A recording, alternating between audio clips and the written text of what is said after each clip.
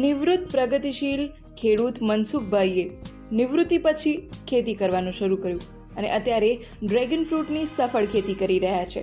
આજે જાણીએ તેઓ પાસેથી ખેડૂતો માટે જરૂરી ડ્રેગન ફ્રૂટ ઉગાડવા માટે. આધારિત મારે બાગાયત છે ને, બાગાયતની અંદર સૌથી વધારે મારે ડ્રેગન ફ્રૂટ છે 10 એકરનું, અને એ સિવાય બીજા 3 એકરની અંદર બોરડી, આવાકાડો, પરસિમન અને મેંગોનું પ્લાન્ટેશન કરીને એની ખેતી કરું છું. ને આવાકાડો અને પરસિમન એ એક્સપેરિમેન્ટ બેઝ ઉપર અત્યારે હું એનું વાવેતર કરું છું. બાકી બોરડીની અંદરથી હું અત્યારે ઉત્પાદન લઉં છું, અને મેંગો પણ ઉત્પાદન આપતું 2 વર્ષની અંદરથી વૃક્ષ તૈયાર થઈ ગયું છે. ડ્રેગન ફ્રૂટની ખેતી હું છેલ્લા 3 વર્ષથી કરું છું. મારો અમેરિકાના સમય દરમિયાન મેં જે વિચાર્યું હતું કે મારા ખેતરની અંદર મારે ડ્રેગન ફ્રૂટ ઉછેરવું છે, એને અમલીકરણ માટે હું છેલ્લા 3 વર્ષથી ઇન્ડિયા આવીને મેં મારું પોતાનું ફાર્મની અંદર ડ્રેગન ફ્રૂટો વાવવા માટેની બધી તૈયારીઓ મેં શરૂઆત કરી દીધી. અને વાવ્યા પછી 1 વર્ષ સુધી આપણે એની અંદરથી કોઈ એક્સપેક્ટેશન આપણે ઉત્પાદનની ન રાખી શકીએ, અને પહેલા વર્ષે પણ બહુ જ જૂજ પ્રમાણમાં એનું ઉત્પાદન થાય છે. એટલે જે લોકો પાસે પેસિવ ઇન્કમ છે એ લોકોએ થોડી રાહ જોઈ શકે છે, અને ઓછામાં ઓછા 1 એકરની અંદર જો વાવેતર કરીને તમે એના અખતરા રૂપે જો તમે વાવેતર કરો ઇનકેસ, તો 2 વર્ષની અંદર એ ફૂલ ફેઝમાં તમને ઉત્પાદન આપતું થઈ જાય છે. હા, જો બીજા વર્ષથી આપણે એનું ઉત્પાદનનું ગણિત કરીએ તો આપણે 1 એકરે ઓછામાં ઓછું 5 ટન ઉત્પાદન, એટલે વીઘાની અંદર 2 ટન મતલબ 2000 કિલોનું ઉત્પાદન થયું 1 વીઘાની અંદર.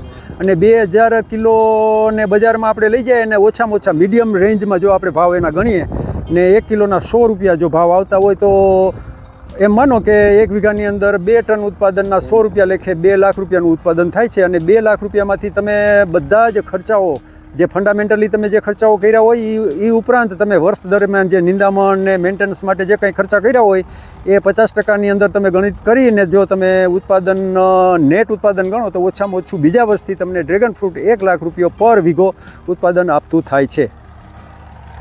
ફ્રૂટ આમ તો 25 વર્ષ સુધી એક ધારો પાક આપે છે, પણ જો સારી તંદુરસ્તી અને એની સારી સ્ટ્રેન્થવાળા તમે પોલ જો અંદર ઊભા કર્યા હોય તો એ બીજા 5-10 વર્ષ પણ ઉત્પાદન વધારે આપે છે. ખાસ મહત્ત્વનો પ્રશ્ન એ છે કે તમે કોઈ પણ જાતનું વાવેતર કરતા હો તો તેનું બિયારણમાં તમારે હંમેશા ધ્યાન રાખવું જોઈએ. અને એનું બિયારણ મતલબ એના જે પ્લાન્ટ છે, રોપાઓ છે, એની પસંદગી બહુ જ મહત્ત્વની છે. એટલે તમારે એ રીતના પસંદગી કરવા જોઈએ રોપા કે જેમાંથી તમને મેક્ઝિમમ ઉત્પાદન મળે, સારામાં સારી એની અંદર ફ્રૂટની અંદર મીઠાશ હોય, સારામાં સારી એની ઇમ્યુનિટી બૂસ્ટ વગેરે જે કાંઈ હોય એ પણ સૌથી વધારે હોય, એમાં જે આપણા પોષક તત્વો જે છે એ સૌથી વધારે સમાયેલા હોય એવી જાત પસંદ કરવી જોઈએ. અને ખાસ મહત્ત્વનું એ છે કે માર્કેટની અંદર કસ્ટમરને કેવી સાઇઝ અનુકૂળ આવે છે એ સાઇઝનું જ તમારે વાવેતર કરવું જોઈએ. પછી ના કે તમારે એની અંદરથી કિલો, 1.5 કિલો કે 2 કિલો કે 500 ગ્રામથી ઉપરના ફ્રૂટ ઉત્પાદન કરવા માટેનું તમારે પ્રયત્ન કરવા જોઈએ. પણ માર્કેટમાં કસ્ટમરને કઈ સાઇઝ જોઈએ છે એને ધ્યાનમાં રાખીને તમારું ઉત્પાદન કરવું જોઈએ. અને મારા હિસાબે મારું માનવું એવું છે કે કસ્ટમર ઓછામાં ઓછું 300 થી 400 ગ્રામની વચ્ચેની રેન્જની અંદર જે ફળનું ઉત્પાદન થાય છે તે એ લોકોને ખાવામાં પણ અનુકૂળ આવે છે, અને એના માટે પણ આઈડિયલ છે. કારણ કે 1 કિલોની અંદર 3 થી 4 ફ્રૂટ આવે, અને એ ફ્રૂટ એને ખાવા માટે પણ આઈડિયલ છે, અને એની સાચવણી માટે પણ બહુ જ આઈડિયલ છે. હાલ મેં જે ડ્રેગન ફ્રૂટની ખેતી કરી છે તેમાં મેં સિયામ રેડ, એકદમ રેડ અંદરથી જે માવો નીકળે ને એવી સિયામ રેડ સી વેરાયટી હાઇબ્રિડનું વાવેતર કર્યું છે. અને એ અત્યારના માર્કેટમાં એકદમ અનુકૂળ અને મતલબ કસ્ટમરને પણ આઈડિયલ જે સાઇઝ છે એ આપણને તેમાંથી મળી રહે છે, અને એનું ઉત્પાદન પણ બીજી વેરાયટીઓ કરતાં સૌથી વધારે છે.